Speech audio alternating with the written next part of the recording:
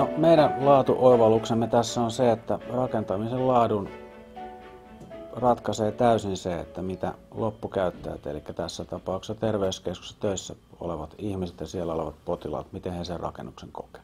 Tämä ero paitsi perinteisesti rakennushankkeesta, niin myös muista allianssihankkeista siinä, että meillä on käyttäjä sopimussuhteessa meihin. Eli meillä on 4 tasa-arvoista osapuolta tässä. Tilaaja eli kiinteistöomistaja, rakentaja, suunnitteluryhmä ja käyttäjä. Viranomaisten kanssa ja nämä eri urakoitsijat ja rakennuttaja ja suunnittelijat, että täällä puhalletaan kyllä yhteen hiileen. Voi sanoa, että on oikein meininki nyt työmaalla. Meillä on tämmöinen BIM-kioski tuossa, missä ihan työntekijät, putkimiehet ja näin poispäin käy tekemässä tarkasteluja, että mahtuuko nämä nyt kamat tänne niin kuin on suunniteltu.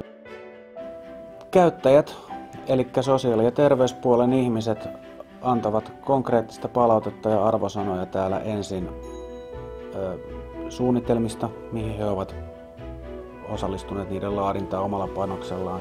Sitten mallihuoneisiin, joita täällä on 3 kappaletta. He antavat niistä palautetta. No, täällä meillä on 1 3 mallihuoneesta, eli tässä on tämä potilashuone rakennettuna täysin valmiiksi. Niin kuin tässä reikien määrästä voi todeta, niin täällä on soviteltu aika paljon kaikenlaisia asennuksia, että miten ne on käytön kannalta parhaat. Tässä on hammaslääkärin tila. Et se on niin hyvin meillä toi mallihuonekäytäntö viety sitten, että se saadaan vietyä sitten käytännön arkeen tuolla työmaalla. 4 videotykkiä, jotka valaisee 3 seinää ja lattiaa. Se varsinainen tarkoitus on se, että voidaan kokea niin kuin oltaisiin valmiissa kiinteistössä. Eli me pyöritetään siinä kiinteistön mallia niin, että meillä on käyttäjillä, jotka ovat tutustumassa näihin tiloihinsa, joita ei ole vielä olemassakaan, niin voivat 3D-lasit päässä tutustua, että aha, tämmöinen siitä sitten tulee. Nämä paikalliset asukkaatkin, kun tässä koko ajan nyt kun